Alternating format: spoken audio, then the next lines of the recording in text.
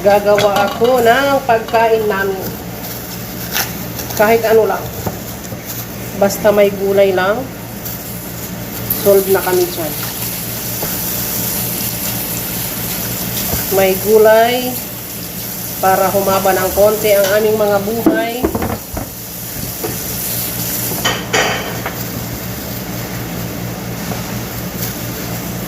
Kasi naman ang kutsilyo ko.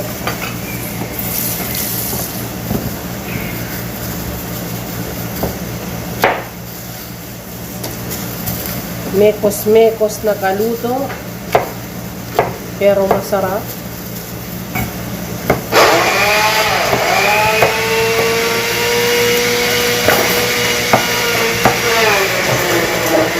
Kasama ko gumagawa ng pakwan juice. Kaya maingay. At yun naman yung kawali ko dun.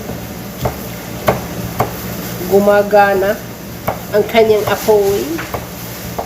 Kasi nga mga Tom Jones na kami.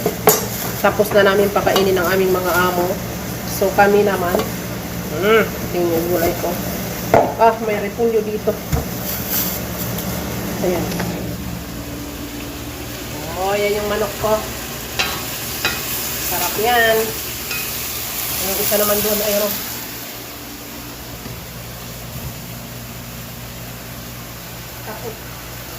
Ay, juice. Yan ang kanyang juice. Fresh na fresh. Blend mo ng ano. I-blend mo ng pino-pino para masarap. Lagyan natin ng tubig. Lagyan na natin ang gulay at sili.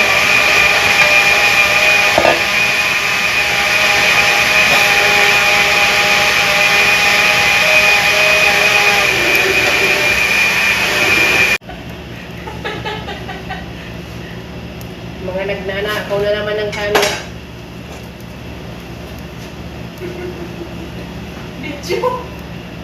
May nagnanakaw ng camera dito. Isado, kaya may picture ka ko. Paray ka doon isa.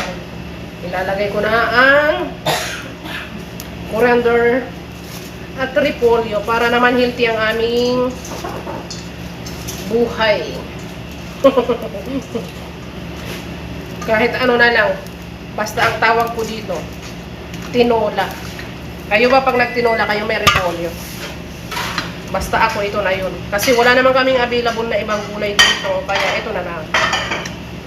Kahit ano na lang, ang importante may gulay.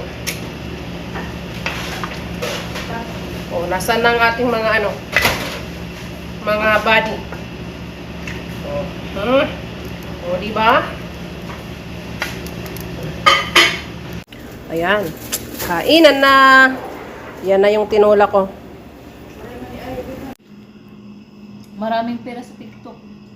Grabe yung mga ano dito. Mga pulubi sa Saudi. Kasi ano, hindi na talaga kami nakabili ng lamesa. Magandang pulubi. Pasensya na kayo. Ganito talaga yung mahihirap. Pero ang dami namin pagkain. Mayaman sa pagkain. Pero hindi kami nakabili ng lamesa. Yan yung ulam namin. May lames naman dito. Yan, andyan yung lames. Wag na, bay. Wag ka na magpanggap na mayaman, bay.